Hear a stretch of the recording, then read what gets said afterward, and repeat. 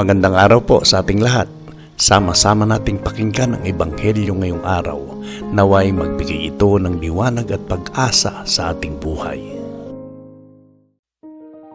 Ang mabuting balita ng Panginoon ayon kay San Mateo.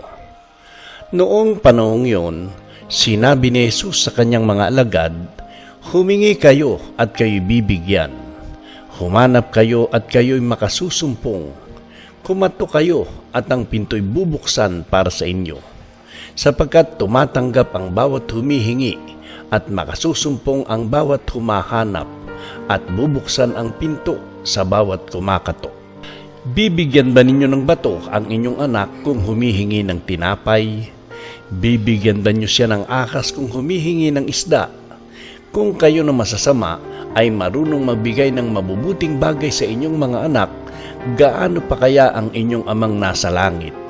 Ibibigay niya ang mabubuting bagay sa mga humingi sa kanya. Kaya gawin ninyo sa inyong kapwa ang ibig ninyong gawin nila sa inyo.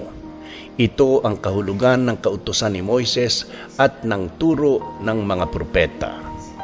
Ang mabuting balita ng Panginoon. Mapagpalang araw ng Huwebes po sa ating lahat. Sa ating mabuting balita, inaanyayahan tayo ni Jesus na lumapit sa Kanya ng may buong pagtitiwala. Humingi, humanap at kumatok. Hindi ito simpleng utos kundi paalala na ang ating relasyon sa Diyos ay buhay at personal. Bilang mga anak, may kalayaan tayong magsabi ng ating mga pangangailangan, mga pangarap at maging ating mga takot. Ipinakikilala rin dito ang Diyos bilang isang mabuting ama. Kung ang mga magulang sa lupa ay nagnanais magbigay ng mabuti sa kanilang mga anak, gaano pa kaya ang Diyos na ganap ang pag-ibig? Maaring hindi laging ayon sa ating inaasahan ang sagot niya, ngunit makasisiguro tayo na ang kanyang ibinibigay ay para sa ating kabutihan.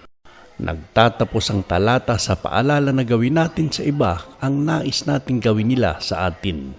Ang pananampalataya sa Diyos ay hindi lamang panalangin at pagtitiwala, kundi na ipapakita sa paraan ng ating pakikitungo sa kapwa. May paggalang, malasakit at pagmahal. Manalangin tayo. Amang mapagmahal, salamat po sa paanyaya mong ako ay lumapit sa inyo ng may pagtitiwala. Itanim mo sa aking puso ang matibay na pananampalataya upang ako'y patuloy na humingi, humanap at kumatok ng hindi pinanghihinaan ng loob. Tulungan mo akong magtiwala sa iyong kabutihan, lalo na sa mga pagkakataong hindi ko naunawaan ang iyong mga sagot. Hubugin mo ang aking puso upang maging mabuti at maunawain sa aking kapwa at maisabuhay ko ang iyong aral araw-araw. Naway ang aking buhay ay maging patunay ng iyong pag-ibig. Amen.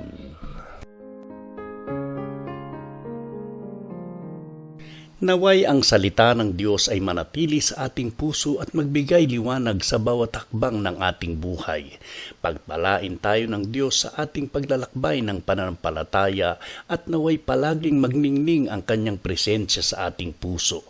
Kung na-bless po kayo ng pagninilay na ito, inaanyayahan ko kayong mag-subscribe, i-like at i-share upang mas marami pang maabot ang salita ng Panginoon.